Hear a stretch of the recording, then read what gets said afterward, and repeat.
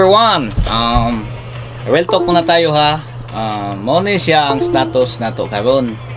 Happy Sunday.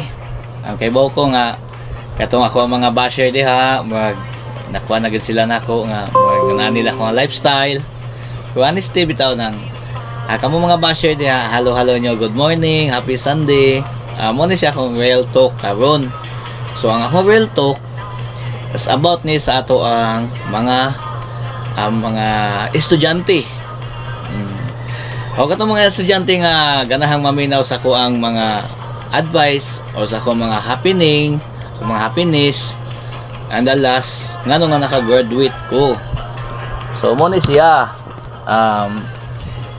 sa before pa nako sugdan ako ang story. Shout out guys sa ako mga silingan diha. Mag-shout out muna ta sa ato mga silingan, ato mga kababayan, kung asa tagikan. Before kung ako i-shout out, shout out ko sa ko ang mga taga Negros family, labi na sa Banal, Minguito, Lagunero, Acabal, Cadusali, Abrasaldo, o mga Sovenio, o sa mga Istokuning diha, o sa uban pa mga kuan diha nga mga kaila nako sa Negros Oriental nga taga Manhuyod. Shout out nyo tanan diha, ug labi na sa ko amigo nga si Boss Lex nga usa na siya saron sa vlogger sa Manila. So shout out mo Boss Lex, thank you kayo sa imong pagbasa sa ko ang shout out atong last night. Karon ako na sa imo shout out nimo while kanang nagkuan ko nang real talk ko. Og sa ko tay mga silingan diri sa Danau City, Cebu, og sa labi na sa Danau Mix Club DJ, og sa Master B Entertainment nga gipangunahan nilang DJ Anwars, DJ Tuldix, DJ Jewel, DJ Fidnef, og ako DJ Marlowe. Og sa mo ang mga amigo diri nga kuan mga negosyante, shout out nyo tanan diha nga labi na diri sa San Miguel, silang Budagol, silang Angkol, Jerry Molina, og si kuan pa nang ato ang amigo diha nga si Mr. Bal Guapo. I hope so nga Mr. Bal na nakay imuhang future and life and forever kay lisod kini taga probinsya mga mahigugma kay pilit guys ato pilit kaayo ug maayo, di ba? Muna nga ang taga probinsya ug ako itambag inyo ug ganahan mo kayo mga girls ug ganahan mo magminyo ug kanang seryoso nga medyo kamao gyud mo kugi. Anay taga probinsya available na sila. Maulaw lang sa moingon kay innocent kung sa gamay diri sa atuang sa lugar diri sa ato sa syudad nga sa capital city. So kani siya ka og sa napadi ko ikuan ang akong amigo po di ay diri sa Pepsi silang kuan ng inting usa siya sa chicken sa Pepsi og sa kuan ng sa Coca-Cola product nga si Sir Alfred Montes og siyang mga banay iyang mga anak sila Fred o sa Sir Chad o sa papa diya iyang mga anak nga pa nako nabasa shout out niyo tanan diya. Og sa diri sa adlang diri sa Tabok ilang Boss Marlon ni Ma'am Arlene og sa kuan ng iyang mga ginsakupan nga iyang mga alalay sa ilahang negosyo. Silang kuan ng silang silang IB o sila tong Wiley og kisa patong ubad diha nga ako mga kaila diha inyo tanan nga di pa kay dako litok ang inyong name. Shout out yung tanan diha labi na ni Joe ni Jose kana Jose kaila ko ana niya kay nakauban na mo na sa shooting na mo sa Master B. Okay, shout out yung tanan diha kay I hope so nga kwanta happy lang ta kanunay ha and God bless. So kani siya karon ang real talk nako tungod ni siya sa mga estudyante karon nga ako ang iyong i-advise nga hopefully nga naamoy mga maayong pagtulunan kay ngano kani siyang hitabo nako sa una sa akong pagka-estudyante dili na limsad lisod kay akong pamilya nagkalisod mi tungod sa ako ang papa nga kuan ang sa napo mi kabuok nga gibiyaan mi. So lisod kay di ba? Ako mga igsuon ang undang og eskwela. So ako mga maguwang nangundang sila ni atog Manila, ni atog Cebu aron makapadana mo. So ako ani kay ako nahimutan ko sa alanganin nila kay ako may naas amua. So ang akong buhat dito sa mua, yes ako dili ko ingon nga buutan ko sa mua. Bulyagon sa ko. Istoryahon nimo ang mga silingan ako. Yes, that's number 1 ko nga pinakabulyagos ang mua. Pero akong ibutang sa akong lugar. Bulyagon ko sa gawas pag abot sa mua, buutan ko. Ana. So kani siya, real talk siya sa akong pagkatao. Kung kamo mga estudyante nga nagkalisod mo og kwarta, ayaw mo kahadlok, ayaw mo ingon nga way kwarta mo nang di ko ka eskwela. Dili na mo'y mao. Ang importante magkainon sa atong kinabuhi, dili kita magpawas paglaom, di ba? Sa akong pagka-estudyante sa una, balikan ako sa kuan ang elementary. Gikan ko sa elementary, dili na lim akong kaagi. Kaya ang among sitwasyon sa among ginikanan, earlier mi mangmata. Kinanglan mamata mig sayo. Kay di mi ka eskwela og wa mi agi sa baol. Yes, kay ba mo baol kanang gauma. And then kuan ang sa ako ang pagkatao, siyempre as a gamay pagkutagod kanang bata pagkutagod nya naahatag trabaho. So kuan ang ug di sa tamo trabaho, di sakit mo sa kay ambunal, di ba? So dili na lim ang akong pagkatao. Isa nakabot na ko akong pangandoy. So ug unexpected ko sa akong pagkatao kay muna giingon nga ang atong kinabuhi gatuyok man. Dili tanang panahon nga ilaha, maabot yun ang panahon nga ato. Basta man ning kamot ha. So karon sa akong pagka-elementary, mingon akong mama nga absent sa karon kay magbunlay baol. Unya kay ako kay nag-apas mo ko kay syempre basta na kay plano sa imong kinabuhi, mag-apas gid kasi mo pagkatao nga na kay awardings, honors unsa pa diha. So usahay mabiya ko sa kuang listen karong adlaw kay syempre mo absent ko. Pero okay lang, at least nga sa akong pagkatao ni pasar ko. Then pag human ato apil ko athletics. So kaluyas Ginoo, nakadaog ko, naabot ko og Canlaon City, Dumaguete City provincial meet. Nasa mga event kanay mga premyo ang katabang-tabang sa ko makapalit mi og abono unsa pa dihang among mapalit. So karon nang paghuman ako elementary, nag-graduate ako grade 6. So kunya kay lami mang eskwela high school, unya usaon man na nga tulo mi kabuk mo high school sa kung nakoy usa ka manghod nga kambal kaluha. So tulo ka buok, dili na ko madaog, di na mo madan ni mama kay si mama man ning kamot, akong papa wala nagsuporta. Tuwa siya lain niyang babayi. So ang akong gibuhat aron dili kayo madakan akong ginikanan, ni gawas ko sa kuang pamilya, niadto ko og Tagalamugong man ko. So ang among eskwelahan nga main campus sa National High School, so sa Manuyod sa Mans. So Manuyod National High School, unya kay nindot ang eskwela ang Manuyod National High School. Ang problema ang allowance nako. Unsaon man ako, wa koy mama nagkalisod nya. Among allowance taga semana 100 pesos ha, kuhaan pa nagplitik, waag sudan. So ug tulomi sa tag 100 300. Unya ako bindoy man ko. Bindoy ko ga eskwela. So ang style ako ani ngano nga naka-survive ko sa ako ang kaugmaon. Tungod kay dito ko sa unsay tawag ana ugangan sa among maestro. Si kana si Sir Fletcher Akab Academia. Academia Akab. Kuha na siya ng Akab na siya, Akab, Sir Akab. Pag umangkon na siya ni Father Edwin Akab. Unya siya si Sir Fletcher muna'y pinaka-the-best nga teacher tibuok sa akong kinabuhi. Siya mo'y guidance and ah, supporters. So ako, gida ko siyang ugangan. Ang iyang ugangan si Ma'am Marilyn Repuso. Ang anak ni Ma'am Marilyn namin iyahang naasawa. So dito ko sila ha. Si Ma'am Marilyn is a principal. Si Ma'am Marilyn Repuso, so very confidence, supportive kay siya. Pero kinahanglan nga support sa imuhang sitwasyon.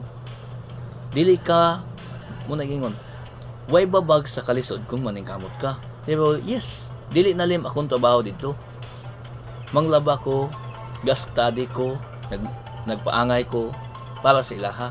Pero ang akong giapas, wa ko batiag kakapoy. Kaya aron makalampos ko sa akong kinabuhi. So, muna siya ng kani siya, real talk na siya sa ako ang mga kaagi. So, nag-eskwela ko dito diha sa Dillans National High School sa Demetrio L. Albiola, and dito ko nag first year until fourth year high school. So, lisod akong kinabuhi dito kay as a working student dapat busy. Pero wala na ko nauna aron makahuman ko og high school. Ang akong pangandoy usa lang. Makahuman ko og high school, okay na ko basta makatrabaho lang ko og security guard. Mao na akong pangandoy. So sa akong pagkatao, simple lang akong pangandoy. Wala na ko nag-apas nga mohuman ko dako. Kaya wala ba ko'y kwarta provide sa akong kaugalingon nga. Working student ko. Nga. Busy pa ko gabi, busy pa ko adlaw, study pa ko. Dili na limoy akong kinabuhi. So, pag graduate ako atong time usa sa time nga sa akong pagkatao nga mo nag-ingon nga basta ikaw pagkatao basta kugihan ka, naagdaghan yung Ginoo nga magdungaw na to, maluoy. So, muna siya naitabo ng unexpected kay ko nga maka-eskwela ko college. So nangita kong sitwasyon dito baho ko nang sisto kog tambal para padung ibang bansa, padung sa bukid aron mahalinan ta ba. So ang akong kuha nga maka-scholarship ko niya dugay man gi-approve ako ang apply sa scholarship sa Imrab Uil sa Bohol. So wala, di ba? So na-exam ko sa Simples University, sa Norso University para ma-avail ko scholarship. Pero ang akong giapas dugay man ang result niya. Siyempre kita og maghuwataan na og wata kay bawo ko sa sitwasyon. Noy kita, di ba? Asam ta maning kamot mo tigom tagwarta para college. So ang style nako ani naamay ni offer nako na ninginanglan sila og trabahante sa Sikihor. Ya. Ug kusunada mo eskwela, pwede sad. So ako as a hardworking ni kagat lang ko sa akong pagkatao, niadto ko og kuha nang itawagan ko nga usa man ni dong ani ako. Yes, ako wala ko'y kwarta kaayo. Moto nga handabis kaayo sa ko ang amo sa Sikihor si Mr. Joel Dominguez. Kitabangan jud ko niya. Kitabangan ko niya nga padalan ko pliti ana. Dito ko nagtrabaho ko sa ilang tindahan, ilang restaurant sa Jewel's Lechon Manok. Naaman na sa Sikihor kahon diha ko gikan sa Jewel's Lechon Manok. So paguman ani trabaho ko dito ana, ang akong trabaho dito mo-assist ko sa pagkaunan dayon og dili busy adto ko maglungag ko akong lungagan kawa. Then sayo kog mata alas 2 kadlawon lungag ko para inika alas 6 ready na ang rice para i-serve sa restaurant. So ako yes, busy kay ko double time. Kalois Ginoo naam ko scholarship sa BIT International College of Sikihor. Ang BIT International College of Sikihor usa na siya sa nihatag og support nako. So dito ko ga eskwela gikan og first year college second year, then padung third year. So kay pagka dong third year na-close man ang eskwela namo sa BIT International College. Unya saon man ako na nagworking ko sa kong amo. Unya madto kog buhol, usaon man ako pagpaningkamot. So mo ni siya akong gibuhat, mga guys, para makakuan mo sa akong kaagi, makakaton mo kung unsaon pagdiskarte. So kita, kung naatay saktong plano sa kinabuhi, daghag idea, di ba? Daghag idea kung unsaon. Yes, pag close na dito, niadto kog sikiho, niadto kog buhol, kay para ma-continue ko sa akong kurso. Ang akong kurso BSMT, Bachelor of Science Marine Transportation. Amo ni siya ang nahitabo. Pag-abot ako dito, niadto ko sa kuan nang inquire ko dito og asa ko mo stay, asa ko mag kuan nang mag work while nag-schooling. So kalos Ginoo na ako'y na amigo sa Bohol. Kani siya, usa kini siya sa bugtong nakaayo, nakatabang nako. Usa siya sa General Manager of Plaza Marcela. Ang General Manager of Plaza Marcela, siya si Sir Torion. Nya, munay na amigo nako. Tungod sa atong pagkatao nga bisag unsa ta kanang pobre man ta, basta importante nga ang atong pagkatao wa tay naligsan nga ubang tao. So wa tay ingon nga gipasakitan ana tungod kay tungod sa atong kaayo na to og sakto nga desisyon. So dito ko nagtrabaho ko sa Plaza Marcela, nang-apply ko, process kong papilis, ngay kong support, ito nakasulod ko. Dito ko sa Greenwich Pizza na-assign. So muna siya ang akong kuan. Earlier study ko gikag alas 3 to alas 4. Pag alas 5, before ko mo-study, maligo ko daan. Study ko alas 3 to alas 4, alas 5. So alas 5, kuha ng piyong kagamay, o di, prepare na ka. Kidig alas 6, duty na ka sa kuha ng Greenwich. Unya ako kay medyo namatay gamay nga skills or maskulado ta gamay. So ibutan ko dito sa Stockman ko. Ibugat baya sad ang mga ninata sa gamiton sa pizza. So kuha ang nahitabuan ni kalos Ginoo, 6 months ko nung on duty dito tungod sa akong pagkatao. Na-regular ko until na kuha ang trabaho ko, eskwela. Out kong alauna, kunya kuha ng eskwela ko alas 2, padong og alas 8 sa gabi nya abot dito alas 8 sa gabi manglampa pa ko. So dili na lim akong kaagi, di ba? Pero mo ni siya ingon nga ang atong kinabuhi, kung dili na to isakripisyo ang atong pagkatao, di ta mo improve. Until nga nahuman ko dito, ni-graduate ko sa ako ang kurso nga Bachelor of Science Marine Transportation sa Bohol. So pag pang-apply na sad unsaon, pag pang-apply na ko tungod sa kamaayo natong tao, daghan tang kaila. So nangay kong cooperate sa mga dagko nga kampanya nga sila mo'y ilado kay sila dito ana. Moto nga gitagaan kog chance nga makasakay kog barko. Interailan o apprentice, nag-work ko until nga kuha ng trabaho na ko sa akong pagkatao, hinahinay nakatabang-tabang na ko gamay sa akong ginikanan ana nya. Ang akong gikinahanglan sa una, mga needs nako, nakapalit nako nya. Moto siya nga naka-provide ko sa akong pagkatao, yung until nga ako'y pamilya o karon kuha ng naa may target sa akong kinabuhi nga dili ko magminyo o dili moabot og 26 years old. So kamo nga diyang mga batanon nga estudyante pa mo, kung ganahan mo nga mo survive mo sa iyong kinabuhi, ayaw ninyo unaha ang gugma. Kung ganahan mong makahuman mo sa iyong pangandoy while way mama nga nagsuporta, mo ninyong buhaton. Obserbawi ang akong kaagi.